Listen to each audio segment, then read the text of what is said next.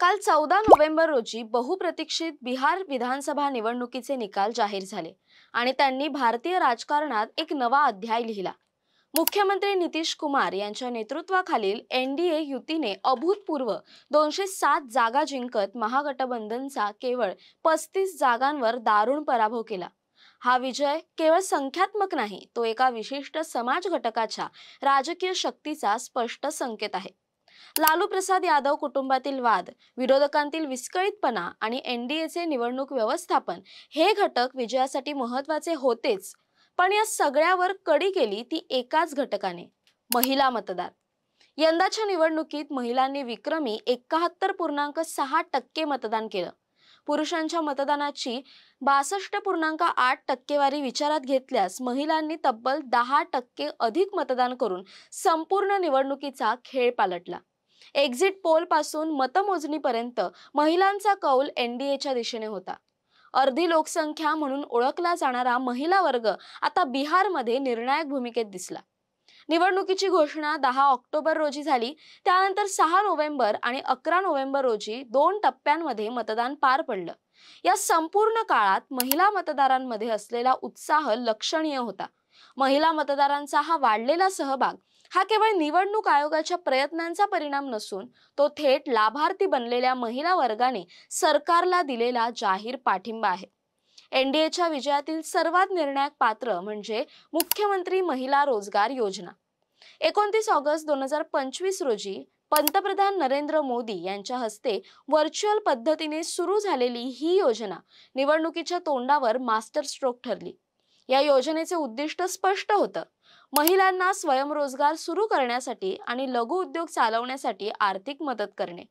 परंतु योजनेची अंमलबजावणी आणि राजकीय वेळेमुळे तिचं महत्त्व कैक पटीने वाढलं।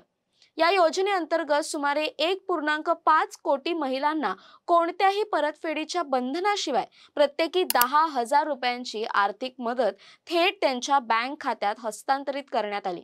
भ्रष्टाचार नाही, मध्यस्थ नाही, थेट लाभ या डीबीटी मॉडेलवर महिला मतदारांचा विश्वास बसला। सर्वात महत्त्वाचं म्हणजे निवडणुकीपूर्वी 75 लाख महिलांच्या खात्यात ही रक्कम तात्काळ जमा झाली। ही रक्कम केवळ आर्थिक मदत नव्हती, तर सरकार आपल्या गरजांची दखल घेतोय या भावनेची ती पावती होती। हातामध्ये आलेल्या या थेट आर्थिक आधाराने ग्रामीण आणि शहरी दोन्ही भागांतील महिलांमध्ये सरकारबद्दल सकारात्मक भावना निर्माण झाली। या 10,000 रुपयांनी अनेक महिलांना छोटे व्यवसाय सुरू करण्याची संधी दिली, मग ते शिवणकाम असो, शेतीमाल प्रक्रिया असो किंवा छोटा स्टॉल। यातून आलेली आत्मनिर्भरतेची भावना थेट मतांमध्ये परावर्तित झाली। नितीश कुमार यांच्या सरकारने डिसेंबर 2025 पर्यंत शक्य तितक्या पात्र महिलांना या योजनेत समाविष्ट करण्याचं उद्दिष्ट ठेवलं होतं, पण निवडणुकीच्या तोंडावर झालेला हा लेडीज स्पेशल निधीचा वर्षाव महाआघाडीच्या सर्व प्रचार रणनीतींवर भारी पडला। बिहारमध्ये मिळालेल्या या लेडीज स्पेशल विजयाची चर्चा होत असतानाच महाराष्ट्रातील लाडकी बहीण योजनेबद्दल चर्चा होणं साहजिकच आहे।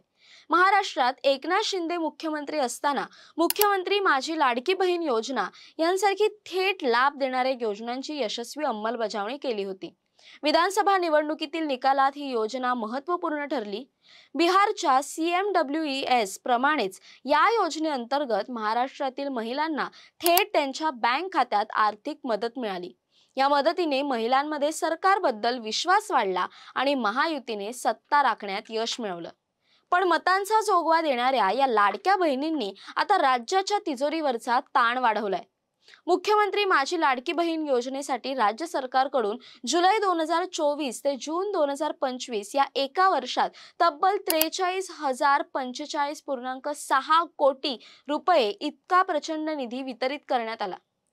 राज्यावर आधीच 9,32,000 कोटी रुपयांचं कर्ज आहे, तर वित्तीय आणि महसुली तूट 2 लाख कोटींच्या वर गेली आहे। अशा स्थितीत एकाच वर्षात लाडक्या बहिणींच्या हप्त्यासाठी 43,000 कोटींची खैरात देणं सरकारला परवडणारं आहे का, हा कळीचा प्रश्न आहे। एवढा प्रचंड निधी एकाच योजनेसाठी वळवताना इतर खात्यांचा निधी वापरण्यात आला। महाराष्ट्रातील या आर्थिक किमतीमुळेच बिहारच्या निकालांवर ज्येष्ठ नेते शरद पवार यांनी दिलेली प्रतिक्रिया अधिक धारदार वाटते। त्यांच्या म्हणण्यानुसार बिहारचा जो निकाल आहे तो महिलांच्या 50% मतदानामुळे लागलाय। निवडणुकीपूर्वी 10,000 रुपये वाटप करणं हे एक प्रकारचं करप्शन आहे आणि ते सरकारने केलंय. महाराष्ट्रातही तेच झालं होतं. त्याचे परिणाम आम्ही भोगलेत. पैसा वाटप केल्यानंतरही निवडणूक आयोगाने बघ्याची भूमिका घेतली. यावर आम्ही डोळेझाक करणार नाही. तर या आरोपांना मुख्यमंत्री देवेंद्र फडणवीस यांनी जोरदार प्रत्युत्तर दिलं. त्यांनी पराभवानंतर आत्मपरीक्षण करण्याची गरज विरोधकांना सांगितली. असं आहे, जो जीता वही सिकंदर. हारल्यानंतर, पराभव झाल्यानंतर पराभव स्वीकारता आला पाहिजे. मोकळ्या मनानं आपल्या चुका कबूल केल्या पाहिजेत. आत्मपरीक्षण केलं पाहिजे. पण आत्मपरीक्षण करणं हे आमच्या विरोधी पक्षाला मान्य नाही. खऱ्या अर्थानं या ठिकाणी वेगवेगळ्या प्रकारच्या ज्या काही योजना आहेत, या योजना करण्याची संधी सगळ्यांनाच होती. त्यांची सरकार होती तेव्हा त्यांनाही होती, त्यांनी केल्या नाहीत. आम्ही योजना केल्या, त्या लोकांना आवडल्या आणि लोकांनी आम्हाला मतदान केलं. त्यावर लोकांना दोष देण्याचं कारण काय? नितीश कुमार यांनी अशा अनेक योजना राबवल्यात. त्यांनी लागू केलेली दारूबंदी महिलांसाठी सर्वात भावनिक आणि प्रभावी योजना ठरली. दारूमुळे निर्माण होणारे कौटुंबिक तणाव, घरगुती हिंसाचार आणि कुटुंबाची आर्थिक हानी कमी झाली. दारूबंदीचा थेट फायदा कुटुंबाला शांतता आणि स्थैर्य मिळण्यात झाला. यामुळेच अनेक ग्रामीण महिलांनी त्यांच्या पतीच्या किंवा कुटुंबाच्या राजकीय मताचा विचार न करता दारूबंदीचं समर्थन करणाऱ्या सरकारला एकमुखाने मदत केली. हा केवळ राजकीय निर्णय नव्हता, तर महिलांच्या सुरक्षिततेचा आणि सन्मानाचा प्रश्न होता. जीविका स्वयंसहाय्यता गटामार्फत राज्यातील 1.30 कोटी महिलांना संघटित करण्यात आलं. या महिलांना स्थानिक पातळीवर जीविका दीदी म्हणून ओळखलं जातं. या नेटवर्कने केवळ महिलांना सक्षम केलं नाही, तर निवडणुकीत एनडीए साठी एक मजबूत ग्राउंड मोबिलायझेशन यंत्रणा म्हणून काम केले. पंचायत आणि नगरपालिका निवडणुकांमध्ये महिलांना 50% आरक्षण देऊन महिलांना नेतृत्वाच्या संधी उपलब्ध करून देण्यात आला. जीविका दीदी आणि या आरक्षणाच्या माध्यमातून तयार झालेल्या महिलांच्या स्थानिक नेतृत्वाने मतदारांना एनडीएच्या बाजूने वळवण्यात मोलाची भूमिका बजावली. 2006 मध्ये सुरू झालेली मुख्यमंत्री बालिका सायकल योजना आणि शालेय गणवेश योजना आजही महिलांच्या स्मरणात आहे. या योजनांमुळे राज्यात मुलींच्या शिक्षणाचं प्रमाण वाढलं आणि शाळेतील गळतीचे प्रमाण कमी झालं. सातत्याने शिक्षण, सुरक्षितता आणि आत्मनिर्भरतेसाठी काम केल्यामुळे नितीश कुमार यांची प्रतिमा महिलांसाठी विश्वासार्ह आणि सातत्यपूर्ण नेता म्हणून दृढ झाली. थोडक्यात, बिहारच्या महिलांनी स्थिरता आणि आर्थिक आधार या दोन्ही महत्त्वाच्या निकषांवर एनडीएला मतदान केलं. हा केवळ राजकीय ट्रेंड नसून सामाजिक आणि आर्थिक बदलांचा परिणाम आहे. शरद पवार तसेच अन्य विश्लेषकांच्या म्हणण्यानुसार महिला मतदारांमुळे बिहारमध्ये एनडीए सरकार निवडून आलं खरं, पण जसा लाडक्या बहिणींनी महाराष्ट्र धुवून काढला, तशीच परिस्थिती आता बिहारवर ओढवणार का, हे पाहणं औत्सुक्याचं ठरणार आहे. दरम्यान या सर्वाबद्दल तुमचं काय मत आहे, कमेंट करून नक्की कळवा. तसेच अशा नवनवीन व्हिडिओसाठी टाइम महाराष्ट्रला सबस्क्राईब करा.